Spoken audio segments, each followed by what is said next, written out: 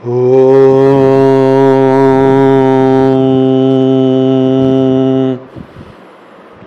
सभी के अंदर बैठे परमात्मा को मैं नमन करता हूँ।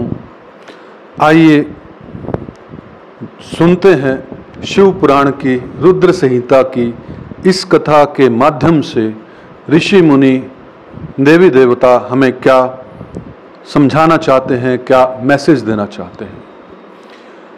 देवी उमा का हिमवान के हृदय तथा मेना के गर्भ में आना, गर्भ अवस्था देवी का देवताओं द्वारा सत्वन, उनका दिव्य रूप में प्रादुर्भाव, माता मैना से बातचीत तथा नवजात कन्या के रूप में परिवर्तित होना। ब्रह्मा जी कहते हैं नारद, तदंतर मेना और हिमालय आदर पूर्वक देव कार्य की सिद्धि के लिए कन्या प्राप्ति हेतु वहाँ जग जननी भगवती उमा का चिंतन करने लगे, जो प्रसन्न होने पर संपूर्ण अभिष्ट देवताओं को देने वाली है। वे महेश्वरी उमा अपने पूर्ण अंश से गिरिराज हिमवान के चित्त में प्रविष्ट हुई। इससे उनके शरीर में अपूर्व एवं सुंदर प्रभा उतर आई। वे आनंदमय हो अत्यंत प्रकाशित होने लगे। इस अद्भुत तेजो राशि से संपन्न महामना हिमालय अग्नि के समान अदृश्य हो गए। तत्पश्चात सुंदर कल्याणकारी समय में गिरिराज हिमालय ने अपनी प्रिया मेना के उदर में शिवा के उस परिपूर्ण अंश का आधान किया। इस तरह गिरिराज की पत्नी मेना ने हिमवान के हृदय में विराजमान करुणा निधान देवी की कृपा से सुखदायक गर्भ धारण किया। संपूर्ण जगत की निवास भूता देवी के गर्भ में आने से गिरि प्रिया मेना सदा तेजो मंडल के बीच में स्थित होकर अधिक शोभा पाने लगी। अपनी प्रिया शुभांगी मेना को देखकर गिरिराज हिमवान बड़ी प्रसन्नता अनुभव करने लगे। गर्भ में जगदम्बा के आ जाने से वे महान तेज से संपन्न हो गई थी। मुने उस अवसर में विष्णु आदि देवता और मुनियों ने वहां आकर गर्भ में निवास करने वाली शिवा देवी की स्तुति की और तदंतर महेश्वरी की नाना प्रकार से स्तुति करके प्रसन्नचित्त हुए। वे सब देवता अपने अपने धाम को चले गए।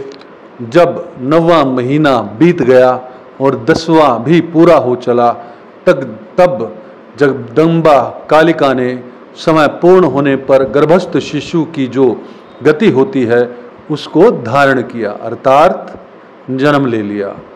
उस अवसर पर आधा शक्ति सती साध्वी शिवा पहले मेना के सामने अपने ही रूप से प्रकट हुई।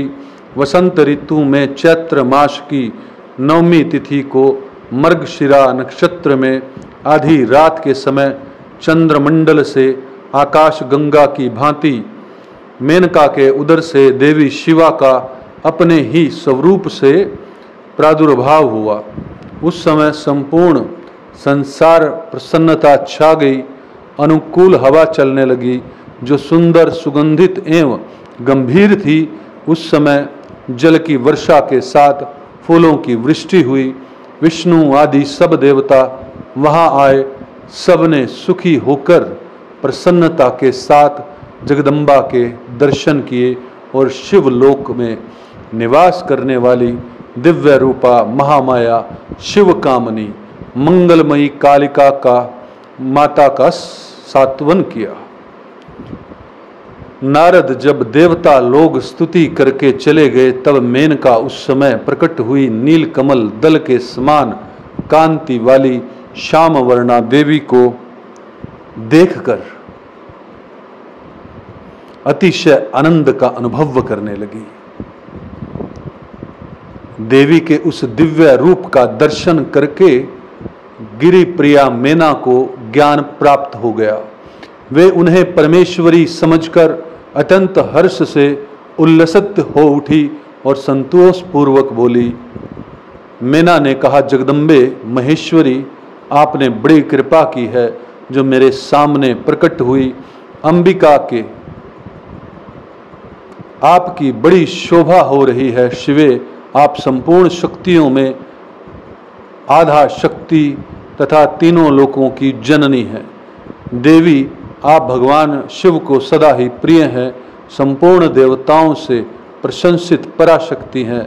महेश्वरी, आप कृपा करें और इस रूप में मेरे ध्यान में स्थित हो जाएं, साथ ही मेरी पुत्री के अनुरूप प्रत्यक्ष दर्शनीय रूप धारण करें।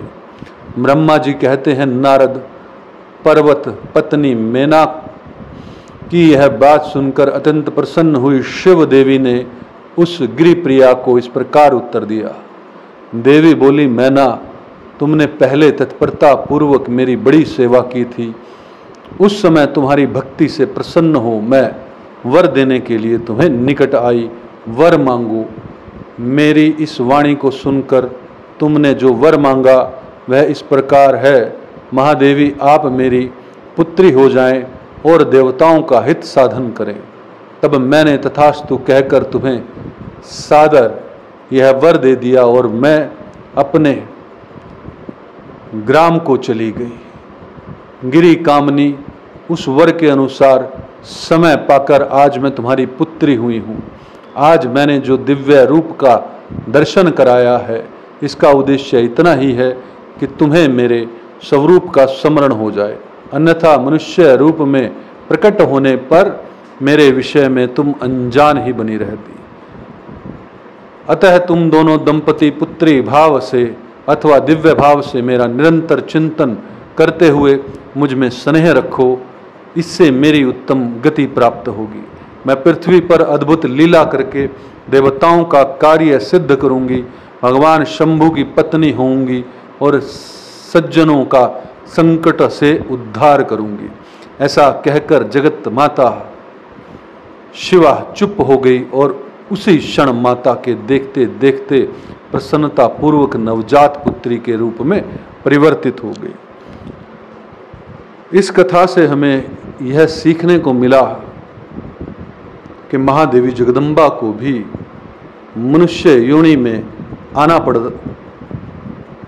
और उन्हें एक आम बच्चे की तरह जन्म लेना पड़ा और फिर उसी तरह उनका पालन पोषण हुआ। पार्वती का नामकरण और विद्या अध्ययन, नारद का हिमवान के यहाँ जाना, पार्वती का हाथ देखकर भावी फल बताना, चिंतित हुए हिमवान को आश्वासन दे पार्वती का विवाह शिवजी के साथ करने को कहना, उनके संदेह का निवारण करना। ब्रह्मा जी कहते हैं, नारद, मैना के सामने महातेजस्विनी कन्या होकर लौकिक गति का आश्रय ले वह रोने लगी। उसका मनोहर रुदन सुनकर घर की सब स्त्रियां हर्ष से खिल उठी और बड़े वेग से प्रसन्नता पूर्वक वहां आ पहुंची। नील कमल दल के समान श्याम कांति वाली उस परम तेजस्विनी और मनोरम कन्या को देखकर गिरिराज हिमालय अतिशय आनंद में निमग्न हो गए। तदंतर सुंदर मुहूर्त में मुनियों के साथ हिमवान ने अपनी पुत्री के काली आदि सुखदायक नाम रखे। देवी शिवा गिरिराज के भवन में दिनों दिन बढ़ने लगी। ठीक उसी प्रकार जैसे वर्षा के समय में गंगा जी की जल राशि और शरद ऋतु के शुक्ल पक्ष में चांदनी बढ़ती है, सुशीलता आदि गुणों से संयुक्त तथा बंधुजनों की प्यारी उस कन्या को कुटुंब के लोग अपने कुल के अनुरूप पार्वती नाम से पुकारने लगे। माता ने कालिका को उमा कहकर तप करने से रोका था।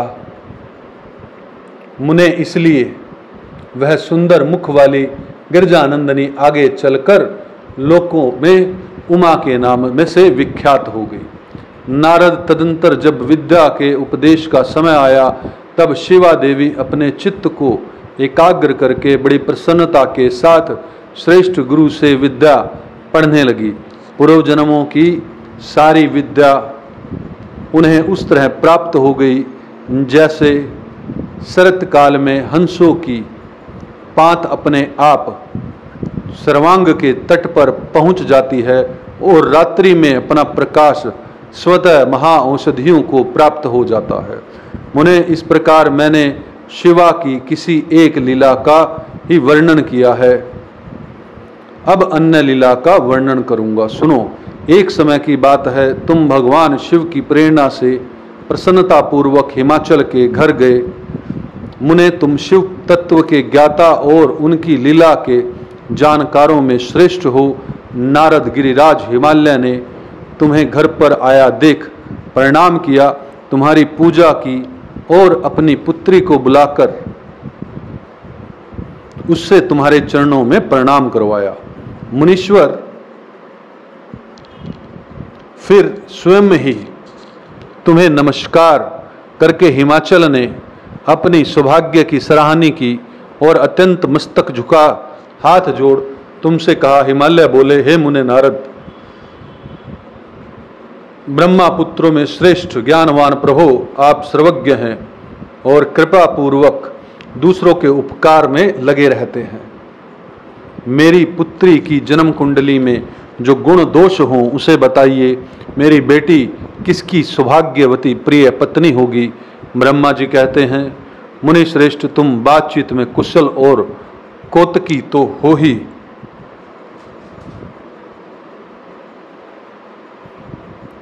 गिरिराज हिमालय के ऐसा कहने पर तुमने कालिका देवी का हाथ देखा और उसके संपूर्ण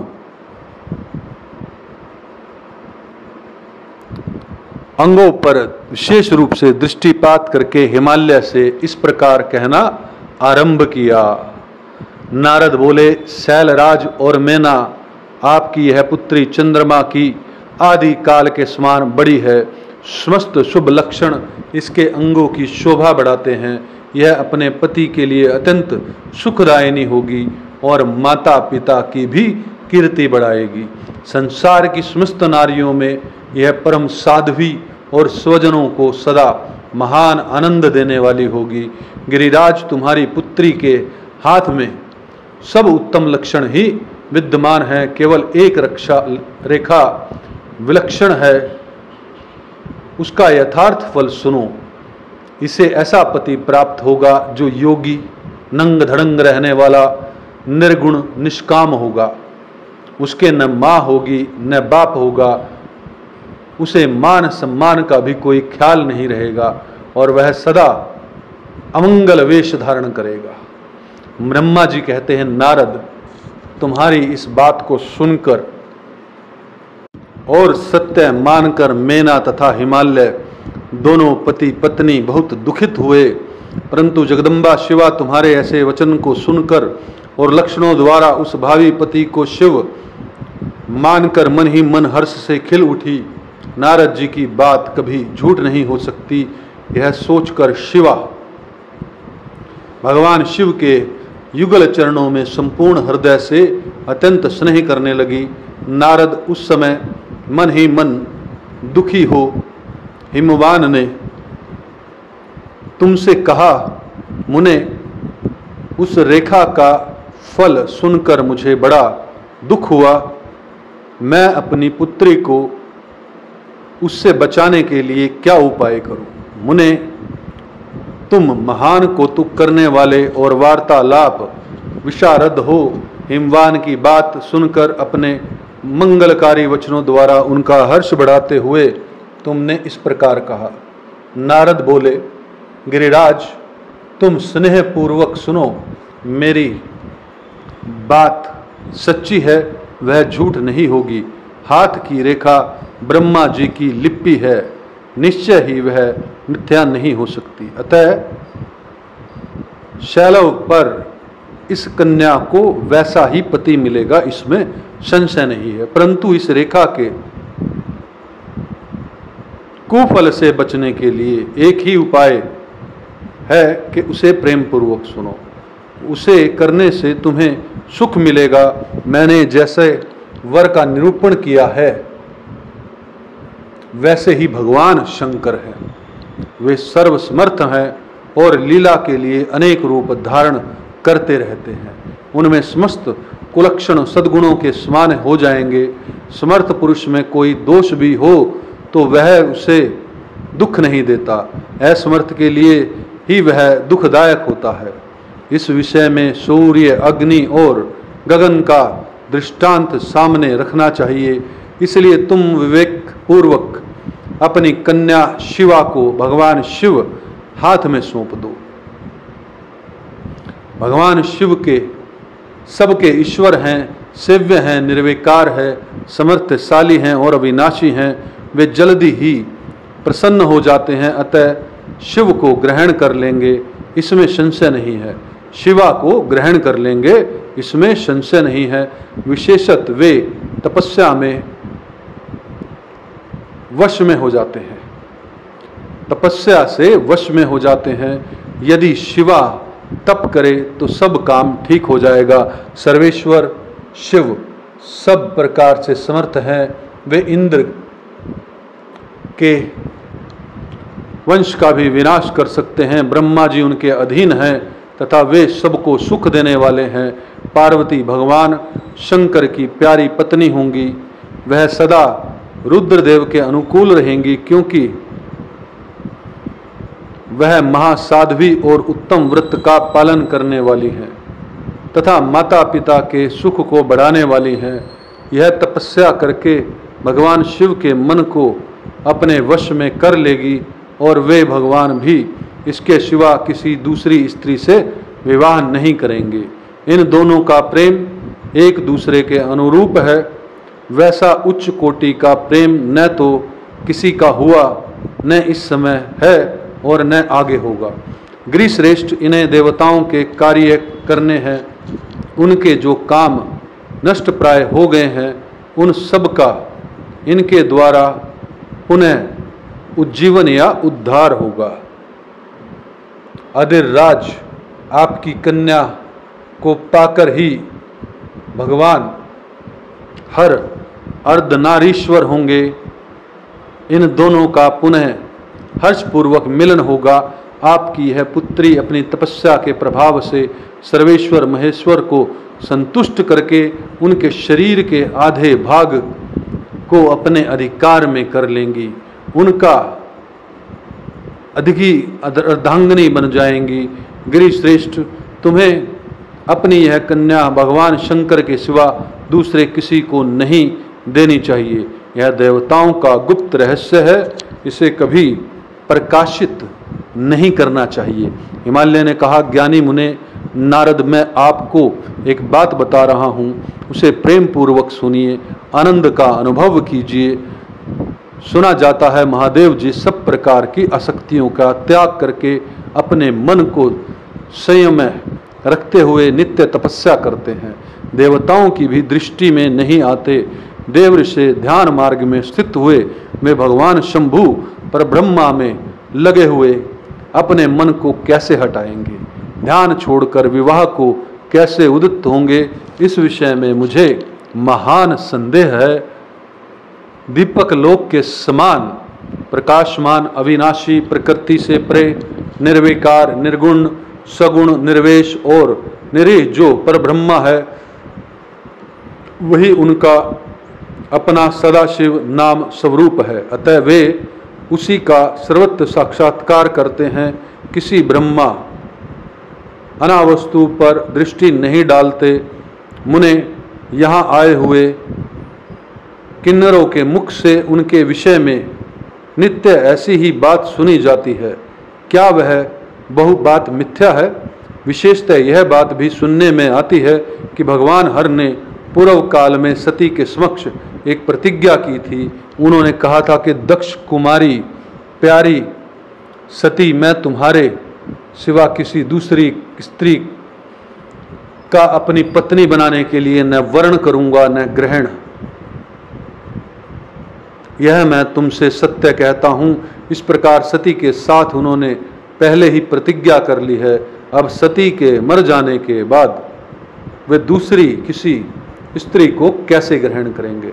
यह सुनकर नारद ने कहा, महामते गिरिराज, इस विषय में तुम्हें चिंता नहीं करनी चाहिए। तुम्हारी यह पुत्री काली ही पूर्व काल में दक्ष कन्या सती हुई थी। उस समय इसी का सदा सर्वमंगलकाई सती नाम था। वे सती दक्ष कन्या होकर रुद्र की प्यारी पत्नी हुई थी। उन्हें पिता के यज्ञ में अनादर पाकर तथा भगवान शंकर का भी अपमान हुआ देख क्रोधपूर्वक अपने शरीर को त्याग दिया था। वे सती ही फिर तुम्हारे घर में उत्पन्न हुई। तुम्हारी पुत्री साक्षात जगदम्बा शिवा है। यह पार्वती भगवान हर की पत्नी होंगी, इसमें संशय नहीं है। नारद जी, ये सब बातें तुमने हिमवान को विस्तार पूर्वक बताई। पार्वती का वह पूर्व रूप और चरित्र प्रीति को बढ़ाने वाला है। काली के उस संपूर्ण पूर्व वृत्तांत को तुम्हारे मुख से सुनकर हिमवान अपनी पत्नी और पुत्र के साथ तत्काल संदेह रहित हो गए। इसी तरह तुम्हारे मुख से अपनी उस पूर्व कथा को सुनकर काली ने लज्जा के मारे मस्तक झुका लिया और उसके मुख पर मंद मुस्कान की प्रभा फैल गई। गिरिराज हिमालय पार्वती के उस चरित्र को सुनकर उसके माथे पर हाथ फेरने लगे और मस्तक सूंघकर उसे अपने आसन के पास ही बिठा लिया। नारद, इसके पश्चात तुम उसी क्षण प्रसन्नता पूर्वक स्वर्ग लोक को चले गए और गिरिराज हिमवान भी मन ही मन मनोहर आनंद से युक्त हो अपने सर्व संपत्तिशाली भवन में प्रविष्ट हो गए। भक्तजनों, इस कथा में इतना ही अद्भुत है ये कथा। इसके बारे में मैं क्या कह पाऊंगा, मेरा सामर्थ्य ही नहीं है। आपके अंदर बैठे हुए परमपिता परमेश्वर को मैं नमन करता हूँ। ओम तत्सत, ओम तत्सत, ओम तत्सत।